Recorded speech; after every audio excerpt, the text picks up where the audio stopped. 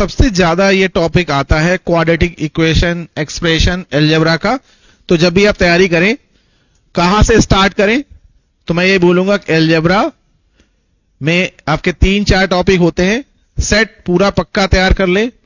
Quadratic equation, expressions पक्का आता है, 100% आएगा। मैट्रिक्स डैम श्योर आएगा। उसके बाद फिर सीक्वेंस सीरीज, ये टॉपिक डैम श्योर आपको 10 सवाल देने वाले हैं, मतलब इनमें महारत आपको हासिल कर लेनी है। रूट्स रियल होते हैं, तो कोई भी quadratic equation ax² plus bx plus c बराबर 0, रूट्स रियल भी हो सकते हैं, इमेजिनरी होते हैं। क्लियर कट आपको लिखना है रियल रूट्स के लिए d हमारा ग्रेटर और इक्वल टू 0। बहुत सारे बच्चे भूल जाते हैं, वो ग्रेटर देन बोल देते हैं। रियल के बाद अगर इक्वल और डिस्टिंक्ट, डिफरेंट, डिस्टिंक्ट के लिए ग्रेटर देन 0, इक्वल के लिए इक्वल टू 0 और इमेजिनरी के लिए लेस देन 0। तो पहले आपको हमेशा क्वेश्चन में ये जरूर ध्यान देना है, आंसर्स की फ्रीक्वेंसी वैसी रहनी चाहिए जैसी रीजनिंग की थी, उससे ज्यादा होनी चाहिए बशर्ते जिसे लगाते जाए। और ये बात जरूर ध्यान रखना है। तो यहां पे रियल बोला गया, केवल क्या बोला गया है, रियल। रियल एंड डिफरेंट बोला गया, रियल बोला गया। तो ग्रेटर रहेगा या ग्रेटर और इक्वल टू रहेगा? बोलिए भाई, ग्रेटर या ग्रेटर और इक्वल टू रहेगा? रियल का मतलब है ग्रेटर और इक्वल टू। तो आंसर में एक क्लोज इंटरवल आएगा। आंसर में क्या आएगा? तो ये आंसर तो हो ही नहीं सकता। बोले भाई, ये तो हट गया ना। अब -1 और 4 दिख रहे हैं, तो ये आंसर और ये आंसर होने की संभावना ज्यादा लग रही। बोलिए, मतलब कौन सी, बी और डी? एक रफ नजर में मुझे ऐसा लग रहा है क्या सी आंसर है? डी है ना? तो मैं फिर इन दो ऑप्शन पे के बारे में सोचूंगा।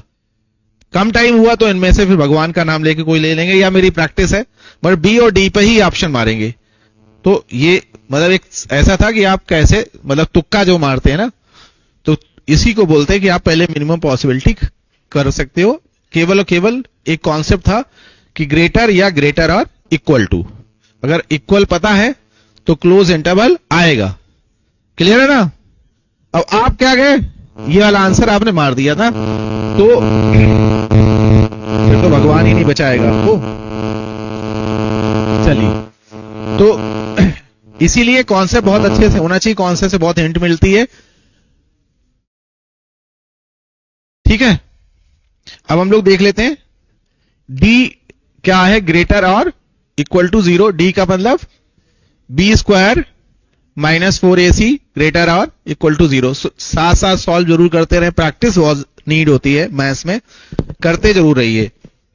अगर हम देखें तो a की वैल्यू हमारी 1 है, b की वैल्यू यहां पे 4 है, abc जो होते हैं ना, और पूरा पूरा ये कांस्टेंट c है हमारा।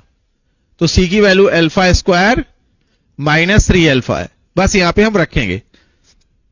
b² मतलब 16 -4 into 1 into α² -3α greater than equal to 0। 4 को हमने फिल्टर कर दिया, पूरा फिर मल्टी मतलब बाहर कर दिया, तो ये 4 बचा। 4 -α² plus 3α greater than equal to 0। Minus common लेके उधर ले जाएंगे तो इनइक्वालिटी रिवर्स हो जाएगी, चेंज हो जाएगी। क्या हो जाएगी? ये माइनस को हम प्लस बनाने के, इनइक्वालिटी क्या हो जाती है? रिवर्स, ग्रेटर से लेस। तो α² -3α -4 less than equal to 0। Negative में जब भी रूट्स बनाते हैं प्लस माइनस प्लस, है ना, तो माइनस मतलब बीच में आएगी, है ना। तो यहां से क्लियर हो गया कि ये आंसर होगा। मतलब इस वाले इंटरवल से ही क्या क्लियर हो गया कि ये आंसर होगा। पहले वो बी और डी पे चले गए थे, अब ग्रेटर होगा तो इधर और इधर वाला होगा ना, और लेस होगा तो ये पूरा आंसर एक साथ लिखा जाएगा ना। अगर ग्रेटर होता तो ये और ये होता ना, यूनियन आता। तो यही से क्लियर हो गया, आपको एग्जाम में सॉल्व करने की जरूरत ही नहीं, मतलब टाइम ही वेस्ट नहीं करना है, मतलब टाइम ही नहीं वेस्ट करना है कि वहां के किसी को दिखाना कि देखो मैंने पूरा हैंस प्रूव किया था। है ना, as you fast just the answer, तो आप तुरंत आगे बढ़ जाएंगे। तो इसलिए इस तरीके से अपने मतलब कहने के बाद सॉल्विंग के साथ साथ अपने टाइम को बचाने के लिए स्टेप्स पे देखें कि कौन से स्टेप पे हम जज कर लेते हैं, वो भी आप जरूरी है एग्जाम के पास। तो यहां पर आपका हुआ अल्फा -4 है ना, और alpha +1 less than equal to 0। तो हमारे दो रूट्स आए -1 और 4, तो प्लस माइनस प्लस, तो क्लोज इंटरवल में -1 से लेके 4 तक, मतलब -1 से 4 तक लेस देन 0 आ रहा, जो कि लेस चाहिए था, मतलब माइनस वाला जो बेबी कर में अगर जज नहीं कर पाते, प्लस माइनस प्लस, लेस है तो ये बीच वाला, ग्रेटर है इक्वल, यहां पे उल्टा साइन ग्रेटर होता तो ये वाला तो यूनियन लगाते। क्लियर? तो इजी था, मतलब कॉन्सेप्चुअल क्वेश्चन आया, कर सकते थे। मैथ्स जिनको डर लगती वो नहीं करेंगे बस, तो इसीलिए डर हटाएं और क्वेश्चन सॉल्विंग पर ध्यान दें।